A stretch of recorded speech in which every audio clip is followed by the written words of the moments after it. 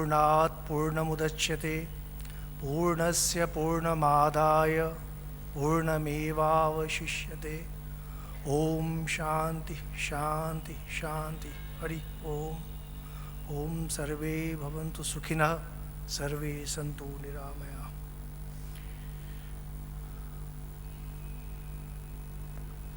My previous speakers and speakers who are to come, enlightened leaders of industries, of management houses, of the city, and dear students, both boys and girls.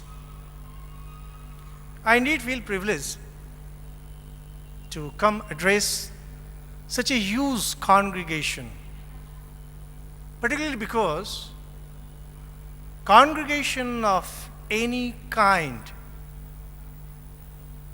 for any purpose, good or bad, strengthens the purpose for which people have assembled. Always. It's a fundamental truth, fundamental law of nature, that 2,000 to 3,000 people have assembled here to find rays of hope, to find some direction of leadership in these turbulent times, shows that the very idea is strengthened, because it's not 2 or 5 people putting their heads together. It's a congregation, and congregation is always a sign of strength.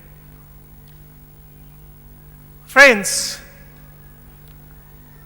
it's a beautiful topic, because indeed these are turbulent times.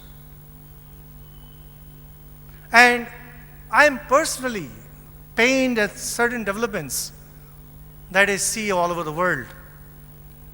To give you an example,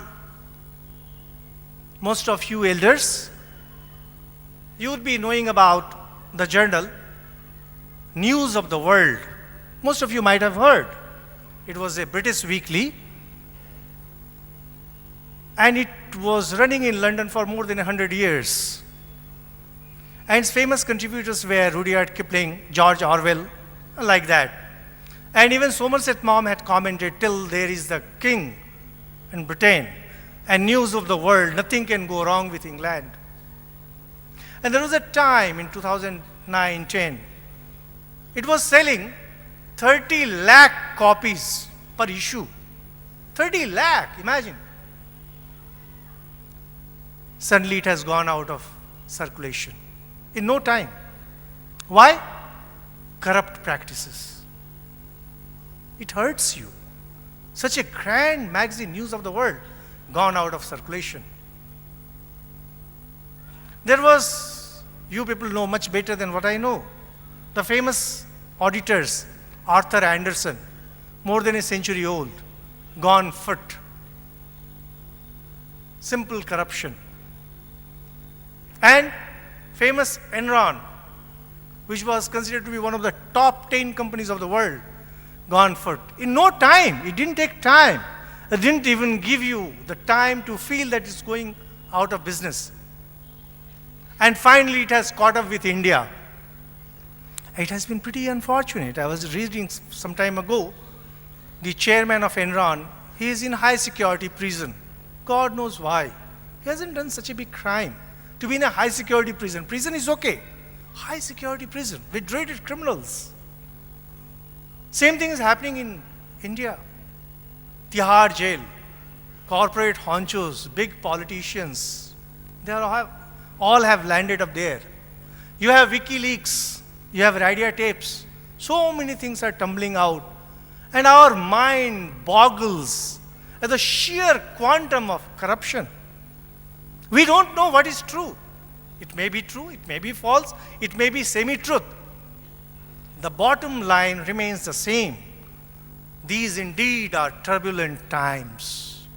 There are people who are fishing in troubled waters. But here, this IMA is trying to work out something so that there can be a leadership that can take the nation out of this chaos. Now, why this chaos? Quite often this question comes. Why we have this chaos? Why we are seeing all over the world the same chaos? We don't know where our Indian economy is heading to. It might collapse tomorrow. People are commenting, people are making prophetic statements, and all these, soothsayers, they are making money out of it. Why? A beautiful solution is in the writings of Alvin Toffler, whose book Third Wave and Future Shock are a must-read for most managers. It analyzes various issues. He classifies the movement of the growth of the world civilization into 3 phases. He says, first wave, which was agrarian, where it was mostly agriculture. This second wave was industrialization. There was a lot of industries. And the third wave is electronic revolution. And he says, this electronic revolution is more of a blip culture, the blip of a cursor. And from there I got that idea that, see, indeed, India is living in a blip culture. What is unfortunate about India, particularly India, is India is still living in the first wave, the agrarian society. The second wave, the industrial society, never came to India. And before that, the third wave has come to India. And suddenly, whole thing has become a blip. You get a job with the blip of a cursor. You resign a job with the blip of a cursor. You make money and you lose money with a blip of cursor. You just click and it's done. And you marry with the blip of a cursor. And you divorce with a blip of cursor. This is the plight. Why? Because the growth has not been smooth. Worse, the Western society grew in a particular pattern. We Indians, we have learned to grow in an entirely different pattern. And suddenly we seem to have lost our way. I am not telling that we have lost our way.